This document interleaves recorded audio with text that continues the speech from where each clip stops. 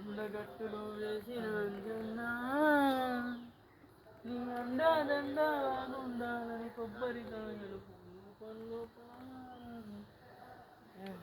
Video అప్పుడే add అయింది, నువ్వు వేస్తలేవన్నీ.